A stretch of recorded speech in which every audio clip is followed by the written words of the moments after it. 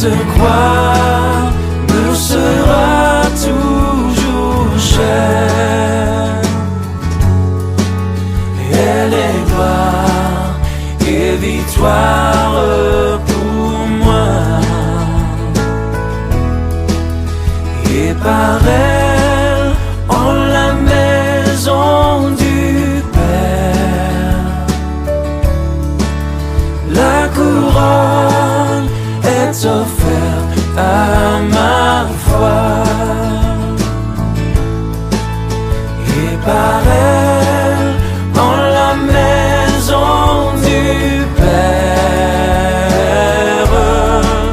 la couronne est offerte à ma foi.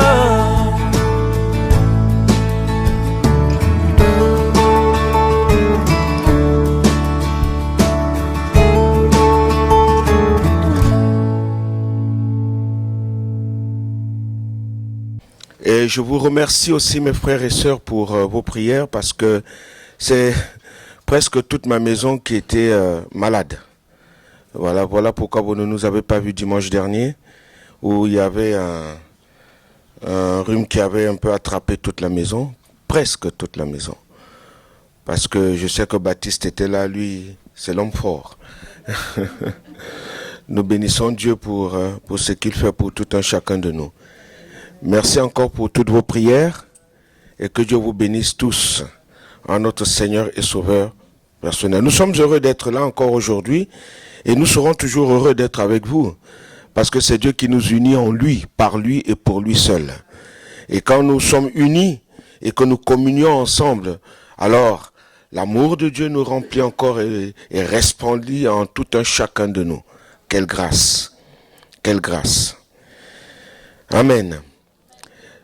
Ce matin, je voudrais parler d'un sujet que nous zappons assez souvent. Ou bien nous en parlons peut-être et nous passons souvent outre. Nous sommes enfants de Dieu. Amen. Et nous devons vivre selon la volonté de notre Père Céleste. Et c'est tout à fait normal. Tout ce qu'il nous demande, c'est de faire sa volonté. Et Dieu veut que nous marchions selon sa parole, en mettant en pratique tout ce qu'il nous demande de faire.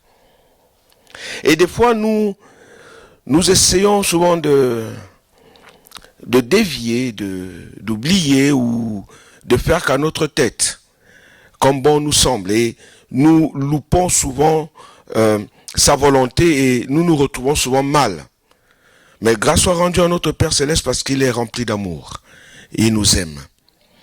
Je voudrais parler de marcher dans la sanctification.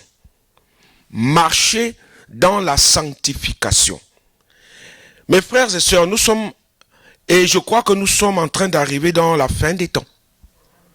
Parce que tout est en train de se mettre en place et en marche pour la seconde venue de notre Seigneur et Sauveur personnel Jésus-Christ. De plus en plus, plusieurs crachent sur l'Église, rejettent l'Église, ne veulent plus entendre la bonne nouvelle du royaume de Dieu. Et quand on prêche la vérité, quand on annonce les paroles, la sainte parole de Dieu, beaucoup ne la saisissent plus.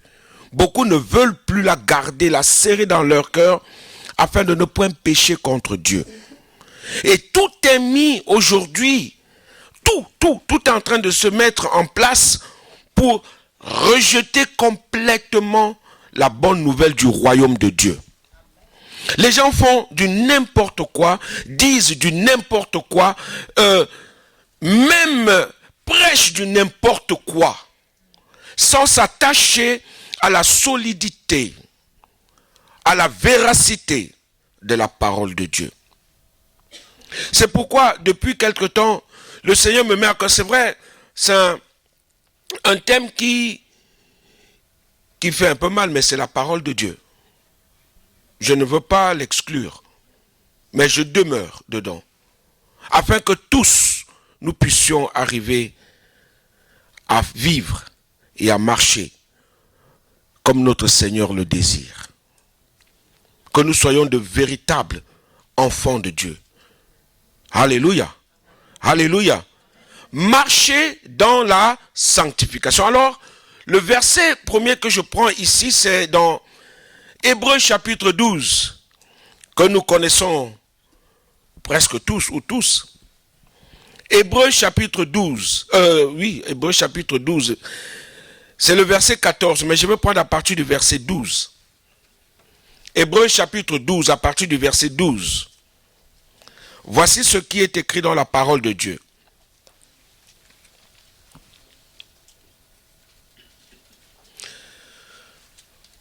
Hébreux 12, 12. Fortifiez donc vos mains languissantes et vos genoux affaiblis.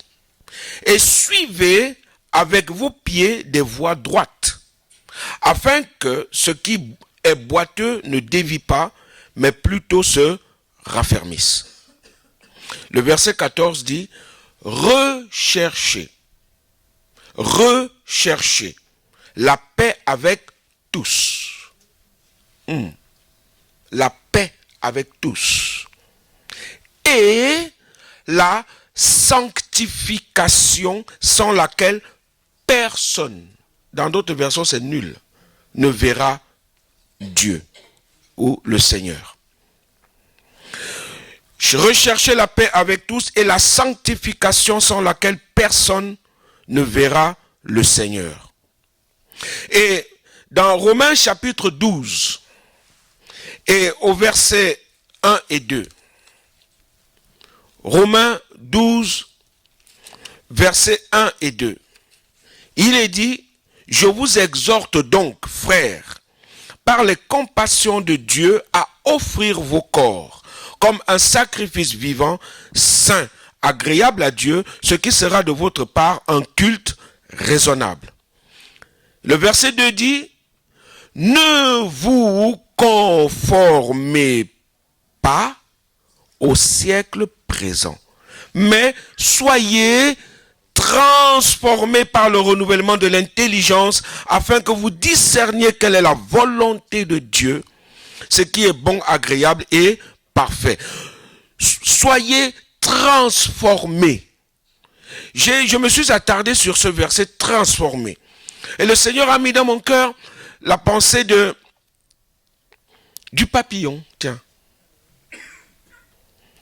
La chenille qui se transforme en papillon. Mais la chenille, ou plutôt le papillon, ne redeviendra jamais plus chenille. La chenille détruit tout, parce qu'elle ne peut pas voler. Donc elle grimpe, elle grignote tout. Mais le papillon butine, parce qu'elle vole. Elle voit tout au-dessus. Elle est au-dessus, elle voit tout, elle admire tout. Mais la chenille ne peut pas. Et quand cette chenille meurt dans son cocon, et qu'elle se transforme en papillon, jamais plus le papillon ne deviendra chenille. Jamais. La sanctification sans laquelle personne, nul, ne verra Dieu. Nul ne verra Dieu. Dans 1 Thessaloniciens chapitre 4, versets 3 à 7, on pourra aussi le lire. Ce que Dieu veut, c'est votre sanctification. Dieu veut la sanctification de tous ses enfants. On va comprendre ce que c'est que la sanctification. Je vous donne d'abord ces versets pour que nous puissions nous situer sur ce que Dieu veut que nous comprenions ce matin. 1 Thessaloniciens chapitre 4, à partir du verset 3, dit ceci. On va même lire verset 1er. Au reste, frères, puisque vous avez appris de nous comment vous devez vous conduire. Ok. L'apôtre Paul commence à poser, vous devez vous conduire. Et plaire à Dieu. D'accord. Comment est-ce que je me conduis et comment je peux plaire à Dieu dans ma vie de chaque jour? Et que c'est là ce que vous faites. Nous vous prions et nous vous conjurons au nom du Seigneur Jésus de marcher à cet égard de progrès en progrès. Vous savez en effet quel précepte nous vous avons donné de la part du Seigneur Jésus. Ce que Dieu veut, c'est votre sanctification. C'est que vous vous absteniez de l'impudicité. C'est que chacun de vous sache posséder son corps. Nous avons lu Romains 12, verset 1, qui parle presque de la même chose.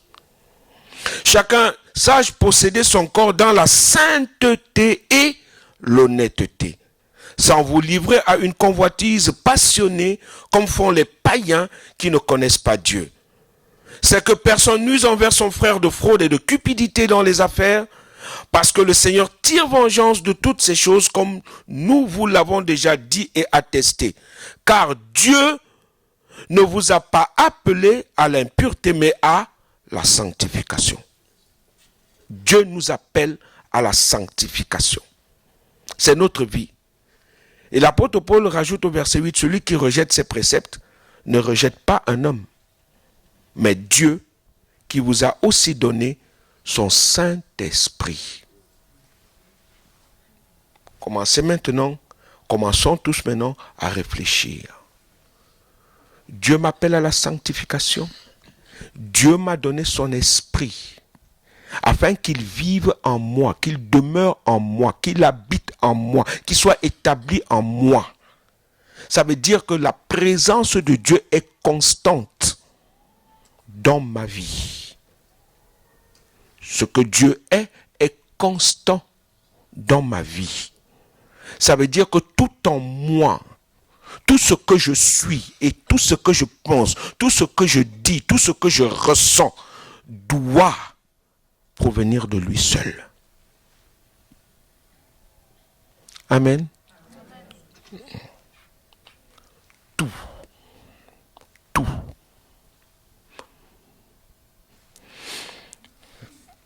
La sanctification est un appel universel à la sainteté dans le temps. Ancien et Nouveau Testament en parlent. Dans le temps. Ancien et nouveau. Et dans l'espace, pour tous les hommes. Pour tous les hommes. Nous sommes tous appelés à la sanctification. Parce que c'est un sujet très précieux pour Dieu.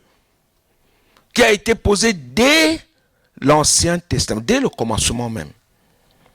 Il dit dans Lévitique chapitre 19, verset 2, « Soyez saints, car je suis saint, moi l'Éternel. » Soyez saints, car je suis saint, moi l'Éternel. Et quand nous voyons et regardons le monde aujourd'hui, 21e siècle, qui est en train d'édulcorer la parole de Dieu et faire n'importe quoi et dire n'importe quoi, on se demande où est cette sainteté de Dieu dans la vie des enfants de Dieu. On en a besoin. On veut la vivre. On veut la ressentir. On veut y demeurer. On veut faire sa volonté. Et ça devrait être la pensée de tout un chacun de nous. Faire la volonté de Dieu à chaque instant de chaque jour. Alléluia. Notre vie ne nous appartient plus. Nous appartenons à Jésus-Christ. Et Jésus va plus loin, il dit, dans Jean 14, verset 15, « Si vous m'aimez, gardez mes commandements. » Et nous devons mettre les commandements de Dieu en pratique. Chaque jour. Chaque jour. Ce ne sont pas nos petits bobos quotidiens qui devraient nous empêcher de faire la volonté de Dieu. Ce n'est pas ça. Dans 1 Pierre chapitre 1, verset 14, il dit, « Vous serez saints, car je suis saint. Vous serez saints, car je suis saint. Dieu est saint dans l'absolu. Dans l'absolu de Dieu, il est saint. Saint, saint, saint est l'Éternel. Et il n'a point de péché en lui. Il n'a point de péché en lui. Combien il nous amène, il nous pousse à ce que nous arrivions tous à ressembler à celui qui est venu donner sa vie pour tout un chacun de nous issus de cette terre, Jésus-Christ. Jésus-Christ. Ce matin, je veux parler de ça, de la sanctification. Parce que c'est une grâce que Dieu a voulu nous offrir par amour pour tout un chacun de nous. Il existe deux formes de sanctification. L'une d'ordre collectif et l'autre personnel. D'ordre collectif dans l'Église et l'autre personnel. C'est de cette dernière, personnelle, que nous allons parler ce matin. La sanctification personnelle. Alors, la sanctification, de quoi s'agit-il? De quoi s'agit-il? Mes frères et sœurs, avant de développer ce thème de la sanctification, il est nécessaire de bien comprendre les trois étapes de notre vie chrétienne. La première étape, c'est que nous avons accepté de suivre Jésus et nous passons par les eaux du baptême. Nous acceptons Jésus, nous devenons enfants de Dieu et nous allons par les eaux du baptême. Nous rentrons dans la famille de Dieu. La deuxième étape, c'est que nous désirons naître de nouveau, avoir une nouvelle vie de chaque jour et en chaque jour avec Jésus-Christ, qui est notre chemin, notre vérité et notre vie. Et la troisième étape, c'est ce qui va perdurer jusqu'à ce que nous partons, jusqu'à ce que Jésus nous reprenne. La sanctification. La sanctification. C'est l'objectif final jusqu'à notre mort. De progrès en progrès. Le processus de la sanctification, c'est tout d'abord une mise à part. Nous sommes à Jésus. Nous lui appartenons. Nous faisons sa volonté. Nous le prions, que ta volonté soit faite. Et la volonté de Dieu doit prévaloir dans tout ce que nous sommes et dans tout ce que nous faisons. Notre bouche doit être la bouche de Dieu. Nos pensées doivent être la pensée de Dieu. Notre cœur doit être le cœur de Dieu. Notre esprit doit être l'esprit qui est dirigé par l'esprit de Dieu. Jusqu'à dire, notre corps ne nous appartient plus. Et nous ne pouvons pas faire ce que nous désirons, parce que notre corps appartient aussi à Dieu. L'esprit, l'âme et le corps. N'est-ce pas? Une mise à part par un processus comment? Progressif. À nous conduire à la sainteté. Ce processus se met en place sous l'action de celui qui vit en nous, le Saint-Esprit, qui nous conduit parce que nous voulons marcher dans l'obéissance. Dans l'obéissance à la parole de Dieu. En l'acceptant tel quel. Ce que Dieu dit, je le fais. C'est cette transformation qui s'opère en nous quand nous connaissons Dieu de plus en plus et que nous cherchons à lui plaire. Frères et sœurs, ce n'est pas parce que je vais passer 15 heures dans la prière. Ce n'est pas parce que je vais lire la Bible de la Genèse à l'Apocalypse en moins d'un mois. Ce n'est pas parce que je vais parler en langue sans doute plus que tout le monde qui prouve que j'ai l'amour de Dieu dans mon cœur. Ce n'est pas parce que je vais me pavaner et montrer que je suis quelque chose qui prouvera que l'amour de Dieu est en moi. C'est ce que je suis qui prouve ce que je suis. Notre vie doit être une vie qui reflète celui qui vit en nous. Et c'est un processus de chaque jour. C'est un processus de chaque jour. Elle n'est pas acquise totalement. Nous devons faire en permanence des efforts pour poursuivre et améliorer notre vie dans la sanctification en agissant comme Jésus. Des fois, vous savez, quand nous nous énervons, ou bien lorsque nous parlons mal ou faisons des choses, il faudrait que nous arrivions souvent à poser des questions à nous-mêmes. Si c'est Jésus-Christ qui était à ma place, parce que c'est son esprit qui vit en moi, hein. Si c'est Jésus-Christ qui était à ma place, comment agirait-il? Parlerait-il? Penserait-il? Est-ce qu'il va se mettre en colère ou pas? Est-ce qu'il va parler avec ou pas? Comment agirait-il? Il faut que nous réfléchissions à ça. Notre vie est une vie de sanctification. Et si nous ne vivons pas dans la sanctification, dans la séparation, nous ne verrons pas Dieu. Et c'est toutes ces questions que je me suis posées dans mon lit. J'ai dit, Père, tu me demandes ces choses. Donc ça veut dire que même tout ce que je fais là, je me bats, je fais... Si je ne vis pas dans la séparation, si je ne te donne pas entièrement ma vie, m'offrir à toi, comme dit Romains 12, je loupe le coche. Je loupe le coche.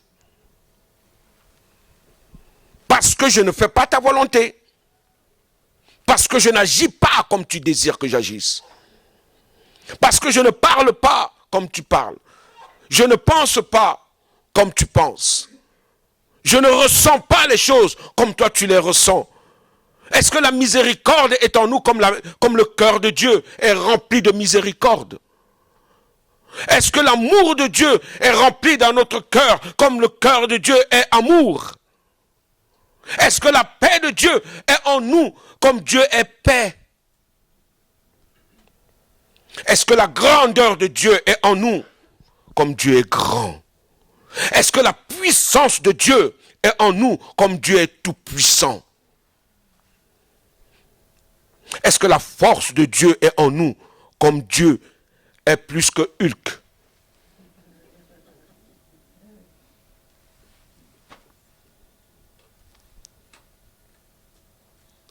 Dieu veut que nous soyons comme lui. Nous devons faire en permanence des efforts. Nous devons agir comme celui qui vit en nous. Il est dans l'amour, il est rempli de compassion, de la bienveillance. Est-ce que nous sommes bienveillants les uns envers les autres? Ou bien ce sont les critiques et les murmures et les querelles et les disputes et tout ce qui s'ensuit qui agit en nous ou qui agissent en nous?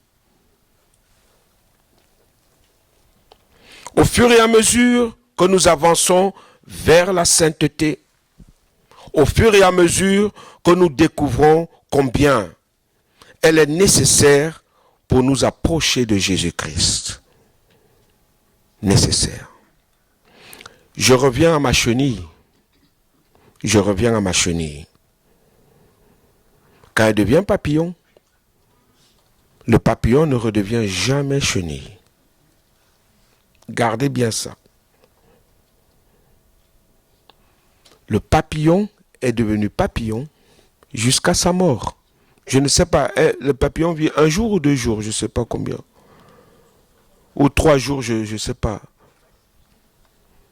Mais le papillon est beau. Tout le monde admire le papillon. Tout le monde est attiré vers le papillon. Quand il fait beau, quand le soleil, après le papillon aussi, il vient butiner. Mais la chenille, dès que tu vois la chenille, ah, une chenille! Ah, elle mange tout! J'ai laissé ma salade, elle est en train de tout grignoter! C'est ce que nous étions. Comme des chenilles. Nous dévorons tout. Nous massacrons tout. Maintenant que Dieu nous a changés, nous sommes devenus des papillons. Oui, mais pourquoi nous redevenons souvent chenilles? Et c'est bizarre. Moi, je n'ai jamais vu un papillon redevenir chenille. Quand on parle de fantôme, je n'ai jamais vu un mort revenir fantôme. Le fantôme! Ah bon, où ça? Certes, peut-être qu'il y a des esprits qui traînent, mais il y a Fantomas qui se déchaîne. C'est juste pour... Comprenez un peu. Où Dieu nous amène? La sanctification, c'est être séparé du péché. La sanctification, c'est être séparé du monde et de ses convoitises. La sanctification, c'est notre transformation intérieure par le Saint-Esprit. Et cela va nous conduire à combattre le péché, parce qu'on laisse le Saint-Esprit nous conduire. Vous savez, on dit souvent, si tu veux me connaître, demande à ma femme, ou demande à mon mari. C'est eux qui nous connaissent le mieux, n'est-ce pas? Et moi, je dis souvent, si tu veux me connaître, demande à celui qui vit en moi, au Saint-Esprit, si réellement il vit en moi. Là aussi est une question. Est-ce que le Saint-Esprit de Dieu vit en toi? L'Esprit de Christ est en toi? Est-ce que tu as réellement accepté Jésus-Christ comme ton Seigneur et Sauveur personnel?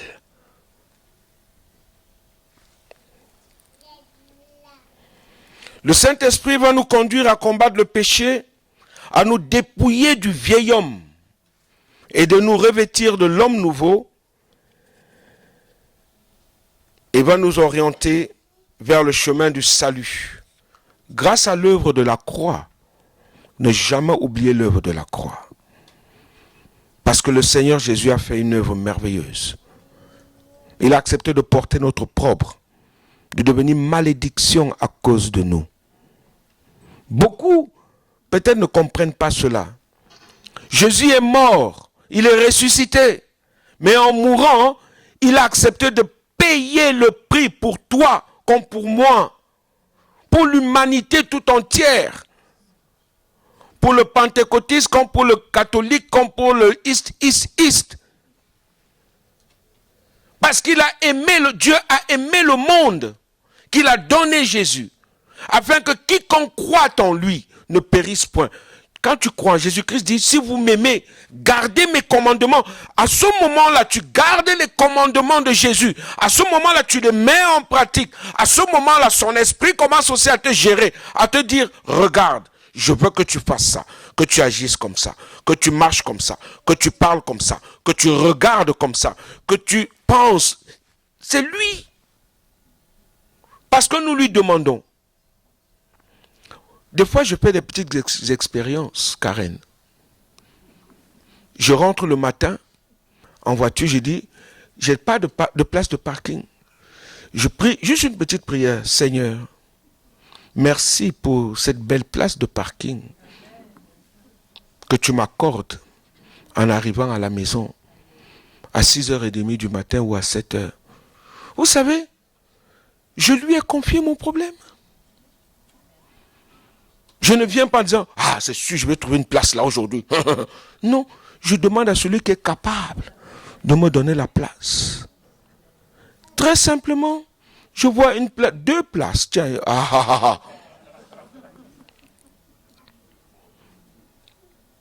Tu m'as fait confiance, alors tiens, c'est pour toi. Tu crois que je peux t'aider? Oui, Seigneur. Alors je te laisse faire. Tout à l'heure, en venant aussi, dans mon cœur, je regarde, je dis, oh, il n'y a pas de place aujourd'hui. Hein. Il dit, Seigneur, merci. pour la belle place que tu nous donnes, toute prête. Merci Seigneur. Dans mon cœur, mon épouse n'a pas entendu, mes enfants, personne n'a entendu la prière que j'ai faite.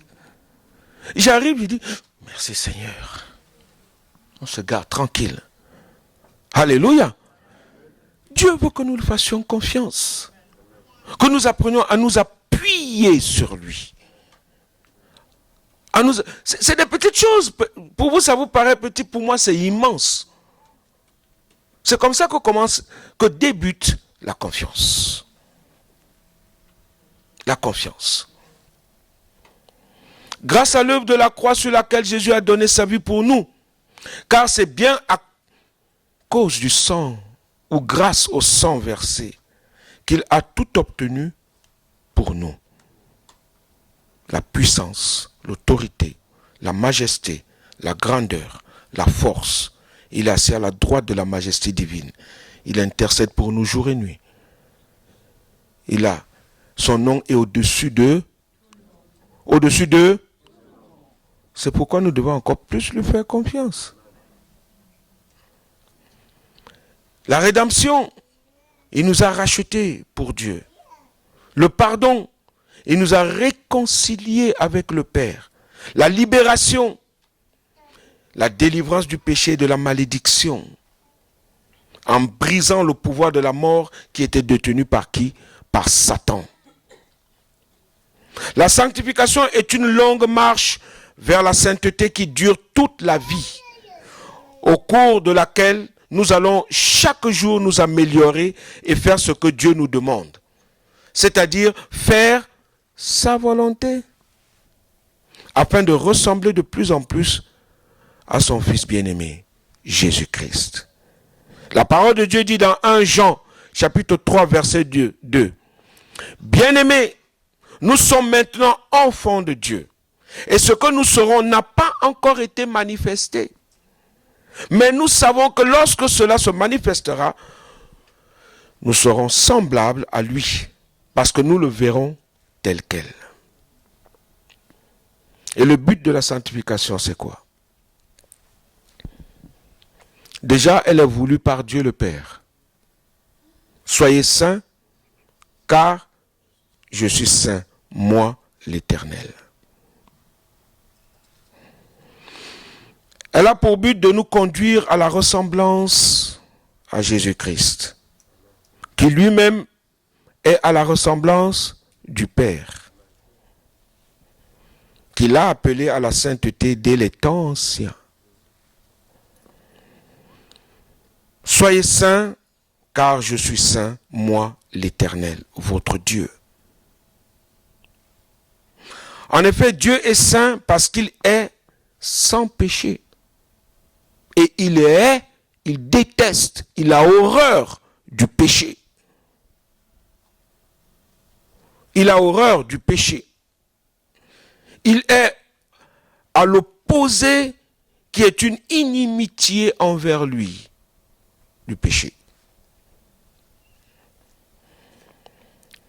Et dans 1 Pierre, chapitre 1er, verset 15, il est dit, mais puisque celui qui vous a appelé est saint, vous aussi, soyez saints dans toute votre conduite. Ah, d'accord.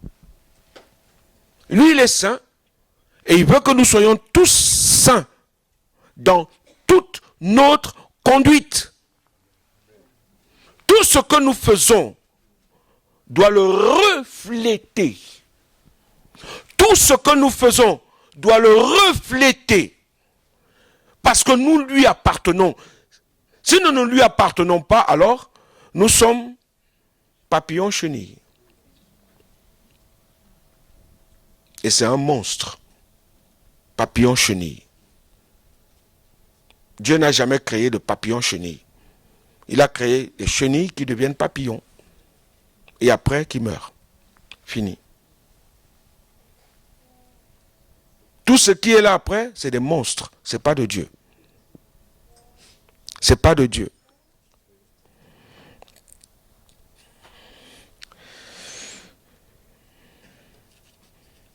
Le but de la sanctification, c'est de nous aider à combattre le péché par la transformation intérieure permanente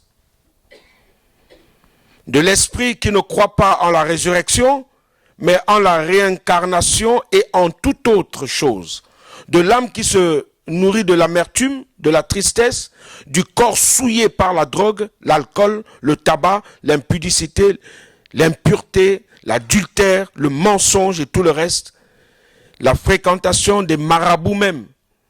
Je vois souvent des pasteurs qui vont encore chercher la puissance chez les marabouts. Ils disent que Dieu ne suffit pas. Et je le déclare haut et fort ce matin. Attention! Attention! Là où vous posez vos pieds, attention! Là où vous allez, attention! Parce que vous ne savez pas qui ils sont. Il y a des francs-maçons. Il y a des rosicruciens. Il y a des faux et des faux. Des faux prophètes, des faux apôtres qui surgissent chaque jour pour édulcorer la parole de Dieu et qui ne veulent pas que les enfants de Dieu renoncent à leur propre vie et de marcher selon la volonté de Dieu, dans la sainteté, dans la droiture, en Jésus-Christ, par Jésus-Christ et pour Jésus-Christ. Attention, où vous allez pour qu'on vous impose des mains. Attention, où vous allez pour qu'on prie pour vous. Attention, où vous allez parce que vous cherchez un bonheur, un mari ou une femme. Attention, où vous allez chercher des richesses. Attention, où vous allez chercher des choses. Attention où vous posez vos pieds. Restez dans la simplicité en Jésus-Christ. Le monde devient de plus en plus faux. Ne regardez pas ces églises remplies de monde. Ne les considérez pas, mais considérez votre marche avec Jésus-Christ. Considérez votre marche avec Jésus. Quand tu cours de gauche à droite comme un papillon ou comme un, je ne sais pas, comme un oiseau, fais attention où tu vas butiner. Fais attention à ce que tu vas manger. Fais attention à ce que tu vas écouter et entendre. Faites très attention où vous posez vos pieds. Le monde est sens dessus, dessous, aujourd'hui. Et l'église de Jésus-Christ, que nous désirons être, église de Jésus, remplie de l'esprit de Christ, nous devons demeurer dans la sanctification, sans laquelle personne ne verra Dieu. Ne courez pas, ça ne sert à rien. Si Dieu t'a promis, il le fera. Si Dieu t'a promis, garde la foi. La sanctification sans la foi, c'est pas bon non plus. Et la foi sans la sanctification, c'est pas bon. Garde la foi parce que Dieu te l'a dit. Ne parle pas trop. Ne murmure pas. Ne raisonne pas. Ne réfléchis pas. Dis seulement, Seigneur, je crois. Ta parole a toujours un but, une finalité. Peuple de Dieu, enfants de Dieu, mes frères et mes sœurs, les temps deviennent mauvais, moroses. Faisons attention. Dans 1 Thessaloniciens 5, verset 23, il dit que le Dieu de paix vous sanctifie lui-même tout entier. Et que tout votre être, l'esprit, l'âme et le corps soient conservés irrépréhensibles lors de l'avènement de notre Seigneur Jésus-Christ. Comment est-ce que Jésus va nous trouver? Je prends l'exemple des 10 vierges. Il faudrait lire cet exemple chaque jour de votre vie. Lisez les 10 vierges chaque jour. Vous comprendrez que les 10 étaient des chrétiens. C'était des adorateurs. C'est des gens qui aimaient Dieu. 10. Mais 5 seulement sont prises. Et 5 sont restées. Réfléchissez à cela. Réfléchissez à cela. Jésus-Christ dit de 2 qui sont dans un lit. Il y a un qui est pris, l'autre est laissé. Réfléchissez aussi à cela. Et vous commencerez à comprendre que ma vie ne doit pas être une vie quelconque.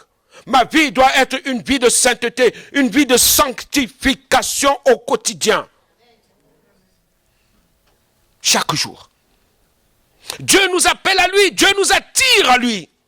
Et parce qu'il nous attire à lui, il veut que nous soyons réellement semblables à lui, que nous le reflétons, que nous le ressemblons. Soyons à l'image de celui que nous confessons et professons chaque jour. Alléluia. Alléluia. D'où l'importance pour s'en sortir de persévérer dans la lecture, la méditation de la parole de Dieu, afin de parvenir à quoi? À la vérité. Vous connaîtrez la vérité, et la vérité vous affranchira. De faire de nous de vrais serviteurs pour l'envoi en mission dans le monde et accomplir les œuvres sous l'action du Saint-Esprit et de porter du fruit. Le fruit du juste, le fruit de l'Esprit, chaque jour. C'est pourquoi nous devons témoigner. Témoignons à quiconque, qu'il le veuille ou pas, témoignons de la bonne nouvelle du royaume de Dieu. En quelque lieu où nous sommes, témoignons. Oui, Jésus a dit, comme le Père m'a envoyé, je vous envoie aussi. C'est pourquoi nous avons restauré ou rétabli l'évangélisation au milieu de nous. Il faudrait que nous y participons. Il faudrait que nous y venions, que l'Église y participe vraiment. Là, on a besoin d'évangéliser, on a besoin de témoigner. Malheur à moi, dit l'apôtre Paul, malheur à moi si je n'annonce pas l'évangile, si je ne prêche pas. Malheur à moi. Et nous devons le faire. Parce que quand nous, on ne fait pas, quand on ne témoigne pas, nous péchons. Vous savez ça? Contre Dieu. Nous péchons. Nous péchons. Et on a besoin de témoigner. On a besoin de témoigner. Dans la sanctification, Dieu a sa part. Mais nous aussi, nous avons notre part. La part de Dieu, Dieu nous a destinés à être saints. Alléluia. En acceptant son Fils. En passant par les eaux du baptême, en mettant la parole de Dieu en pratique. Et il nous donne son esprit qui vient en nous, qui nous conduit. Et quand nous chutons même des fois, il nous relève et nous pardonne, malgré nos fautes et notre comportement. Mais seuls, nous ne pouvons rien faire. Rien. Vous savez, je me dis souvent, Dieu a établi la Sainte Seine pour que nous arrivions à comprendre son amour. Mais pour comprendre cet amour, il faut que nous y participons tous. Un même cœur, une même pensée, un même désir, une même volonté.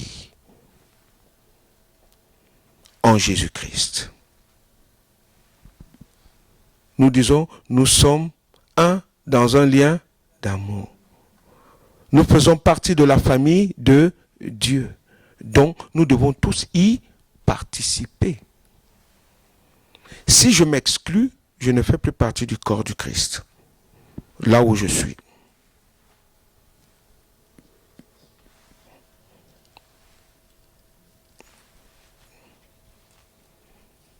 Quelle est notre part? Nous devons croire en Jésus-Christ, croire qu'il a pris tous nos péchés, croire en sa résurrection. Sinon, si nous ne croyons pas, notre foi est vaine. Croire qu'il est notre Seigneur et Sauveur, qu'il est en permanence présent en nous par son Esprit Saint, car Jésus-Christ lui-même a dit, « Et voici, je suis avec vous tous les jours, jusqu'à la fin du monde. » Il est avec nous. Matthieu 28, verset 20. Dieu nous a donné nous devons marcher dans la sanctification pour combattre la chair, les désirs de la chair qui nous environnent si tellement vite. Combattre les convoitises de la chair qui veulent nous tirer vers le bas. Et la sanctification ne peut se faire sans Jésus. Il faut toujours garder les yeux fixés sur Jésus, qui nous précède en tout temps. Toujours. Toujours. C'est pourquoi quand nous prions au nom de Jésus-Christ. Nous devons croire en sa parole. Le psalmiste pouvait dire, je serre ta parole dans mon cœur afin de ne point pécher contre toi. La parole, c'est Dieu lui-même. Au commencement la parole était, et Dieu était la parole. Au fur et à mesure, je me rends compte que quand je plonge mon regard dans la parole de Dieu, je plonge mon regard sur Dieu, en Dieu. Est-ce que vous comprenez ça? Au commencement la parole était avec Dieu. Et Dieu lui-même est cette parole. Ah! Combien il est donc important de méditer la parole chaque jour. Et même dans nos pensées, des fois, y repenser. Vous savez, des fois, je suis dans la voiture au travail, je dis, Seigneur, merci parce que tu es bon envers moi. C'est une parole de Dieu. Et je me mets à réciter les psaumes. Le psaume 23. L'Éternel est mon berger. Je ne manquerai de rien. Il me fait reposer dans de verts pâturages. Je commence à réciter cela. Je dis, Seigneur, tu es si bon envers moi. Comment? Je me mets à pleurer tout seul. Et là, je me mets à parler en langue, à louer mon Dieu, à adorer mon Dieu, à glorifier mon Dieu. Et je me demande, Seigneur, qu'est-ce que tu veux? Qu'est-ce que tu veux que je fasse? Et à chaque fois que je pose cette question, c'est la sanctification. La sanctification, Blaise. La sanctification. La sainteté de vie. Une vie pure pour moi. Tu dis toujours, je suis ton Père? Oui, Seigneur. Alors, fais ma volonté. Tu es tout seul dans la voiture, tu entends cette voix, tu te dis, Seigneur, toi aussi. Et des fois, quand c'est comme ça, c'est bizarre. J'ai toujours la pensée du pasteur Linderman qui me vient. Il dit, mais c'est pas vrai. Pourquoi c'est toujours celui que je vois? Parce que comme si c'était sa voix qui me parlait en même temps. La sanctification, Blaise. Non, vous savez pourquoi? Depuis que je suis dans cette église, plus de 30 ans aujourd'hui, on m'a appris à vivre et à marcher dans la sanctification. Alléluia. Et c'est pourquoi chaque fois quand Dieu veut me parler, c'est la voix de son serviteur que j'entends. J'ai dit, aïe. Et comme j'ai ce qu'on appelle la crainte de son serviteur, parce que beaucoup aujourd'hui ne craignent plus les serviteurs de Dieu, vous savez ça? C'est un péché. Je ne sais pas si vous comprenez cela. Quand vous ne craignez pas les serviteurs de Dieu, vous péchez contre Dieu lui-même. Parce que c'est Dieu qui les a établis. Et vous devez faire en fonction de ce que Dieu met dans leur cœur. Pour vous, quand c'est droit, je dis bien. Beaucoup n'acceptent plus ça.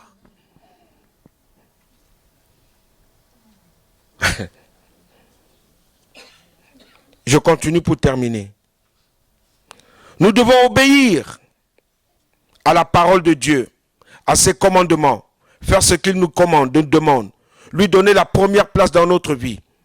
Soyez saints, c'est-à-dire évitez le mal qui est à côté de vous. Évitez tout ce que le monde nous présente. Éviter tout ce que le monde nous donne. Et aujourd'hui, on nous donne même le monde dans l'église. De faire exactement comme le monde fait. C'est bizarre quand même, hein? Pourquoi ces gens-là ne peuvent pas faire ce que Dieu demande? Pourquoi il faut toujours faire comme le monde nous demande de faire? Moi, je me pose la question, Karen. Je me pose la question, pourquoi je dois exactement imiter ceux du monde? Pourquoi? Pourquoi je dois faire comme eux? Pourquoi je dois prendre la parole de Dieu et la ligner avec eux et faire comme eux ils le font, ils veulent qu'on fasse? Mais non. À un moment donné, réfléchissons, mes frères et sœurs. Réfléchissons. Dieu dit, sortez du milieu d'eux, mon peuple. Sortez du milieu d'eux. On doit sortir du milieu d'eux. C'est une séparation. Je l'ai dit au début. La sanctification est une séparation. Séparez-vous d'eux. Ne vivez plus, ne marchez plus, ne parlez plus, n'entendez plus, ne réfléchissez plus comme eux. Notre vie est une vie de sanctification, une vie de mise à part. Alléluia. Soyez saints. Nous sommes dans le monde, mais notre identité profonde n'est plus celle du monde. Pourquoi faire comme le monde fait? Tiens, parce que j'ai entendu quelque part allumer le feu. Et dans l'église, je viens aussi faire allumer le feu. Pourquoi? Pourquoi? Pourquoi devrais-je imiter le monde? Réfléchissons. Si Dieu m'appelle à lui, je dois faire ça comme il veut que je fasse.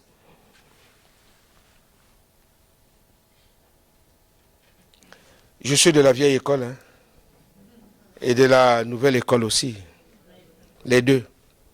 Mais je sais faire la part des choses. Je sais faire la part des choses.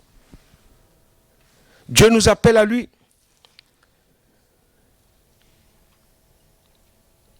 Nous ne sommes pas dans le monde. Jean 17, 16. Comme moi, je ne suis pas du monde. Ils ne sont pas du monde, comme moi, je ne suis pas du monde. Nous ne sommes pas du monde. Vous avez vu Jésus-Christ faire comme les gens du monde?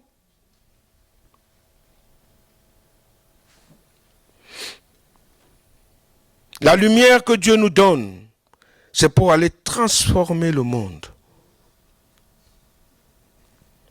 Il y a certaines églises dont je tais les noms qui ont édulcoré la parole de Dieu depuis des siècles et des siècles et des siècles. L'onction de Dieu est partie de là-bas. Dieu est venu restaurer les choses en permettant que son onction revienne. Et l'onction est revenue. Ne prenons pas ce que Dieu nous donne et le jeter au qui? Au pourceau. Dit la parole de Dieu.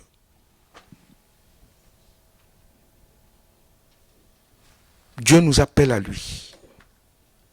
Vous êtes la lumière du monde, mon frère, ma soeur. Dis à ton frère, ta soeur, je suis la lumière du monde. Alors, cette lumière n'est pas dans un boisseau, mais elle est placée sur une haute montagne pour que tout le monde la voie. Et tu es le sel de la terre. Tout le monde veut goûter de ton sel. Mais si tu perds de la saveur, vous savez, quand on édulcore le sel, il perd petit à petit de sa saveur.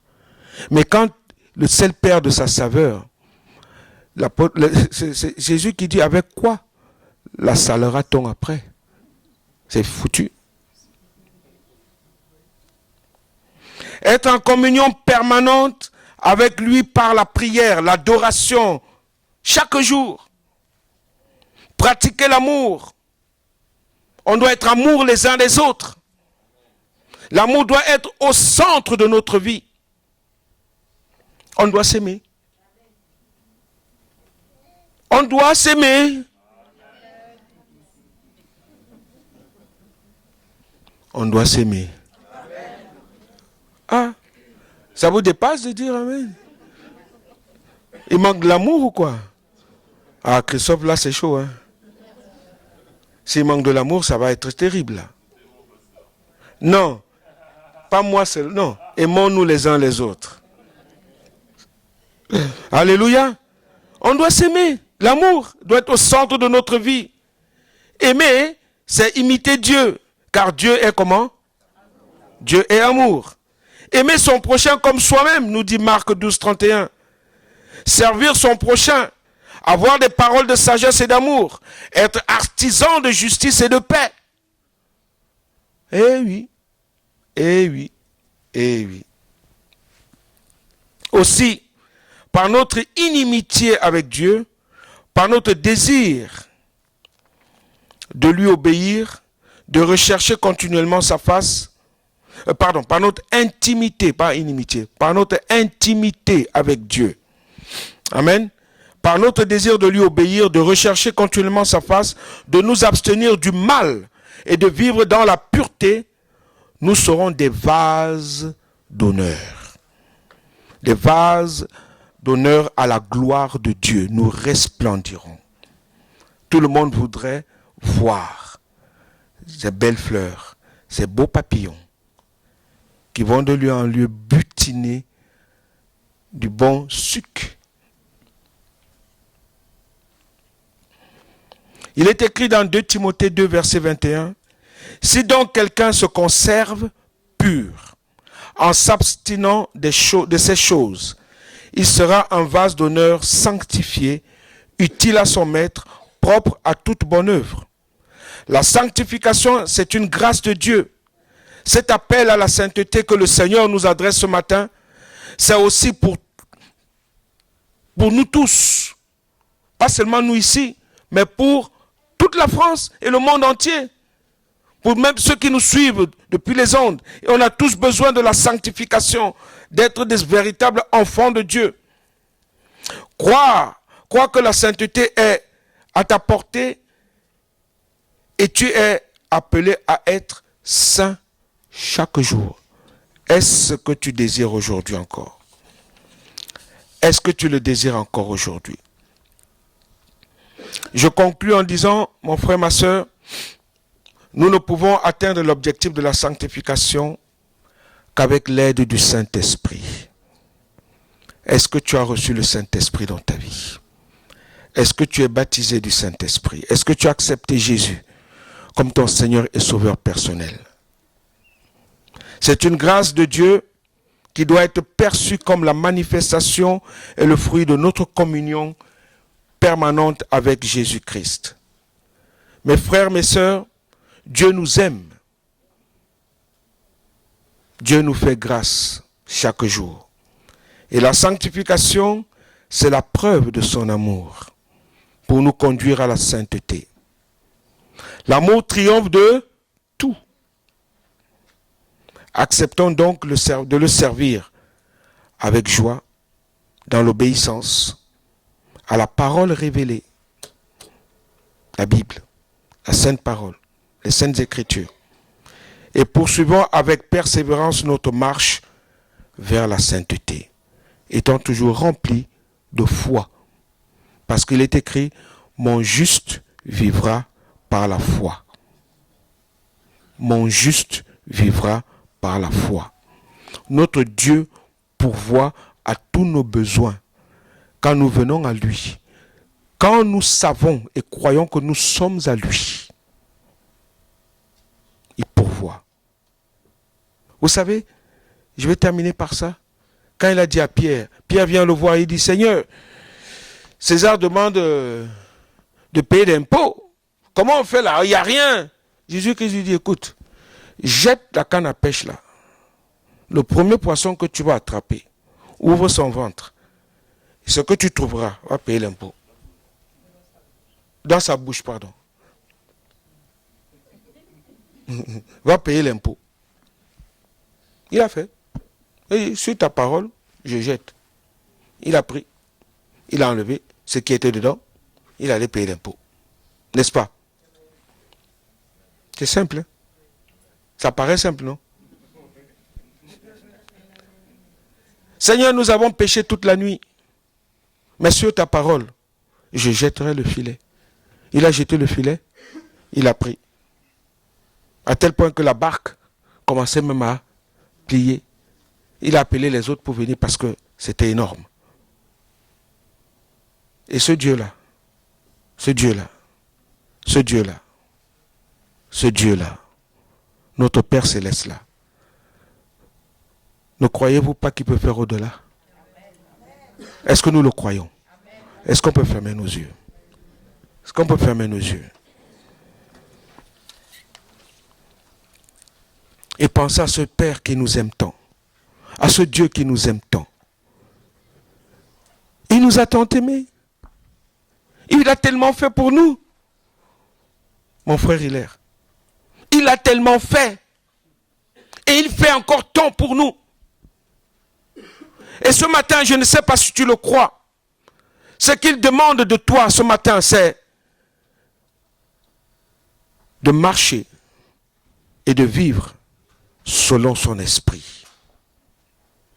Une marche dans la sanctification. Une marche dans la sanctification. Une marche dans la sanctification. Il veut que nous ayons une sainteté de vie en lui, par lui et pour lui seul. Et ce matin, je ne sais pas si tu as déjà fait ce choix de tout donner, de tout laisser à ton Dieu et de dire Seigneur, je te laisse ma vie, je te donne ma vie, je te donne mes pensées, je te donne mes problèmes, je te donne mes soucis, je te donne la maladie qui me trouble, je te donne tout parce que je crois que en toi, par toi et avec toi, je fais des exploits. Je veux demeurer dans la marche de la sainteté.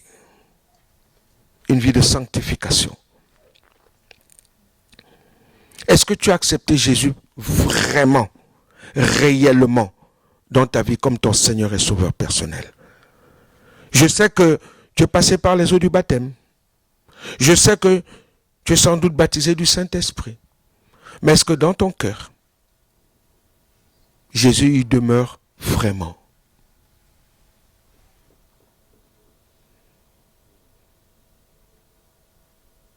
Et ce matin, je voudrais aussi poser une question pour celui ou celle qui est là, sans doute pour la toute première fois ou déjà quelques fois. As-tu fait de Jésus-Christ ton chemin, ta vérité et ta vie? L'as-tu accepté comme ton Seigneur et Sauveur personnel? Et ce matin, si tu ne l'as pas encore fait, je t'invite à le faire promptement. Parce que les jours deviennent de plus en plus mauvais. Le ciel s'assombrit. Et le ciel est en train de s'assombrir dans le monde entier. Si ce matin tu veux faire ce choix, en reconnaissant et en acceptant Jésus comme ton Seigneur et Sauveur personnel, lève ta main là où tu es. Pendant que nous restons les yeux fermés, lève ta main là où tu es. Nous allons prier avec toi.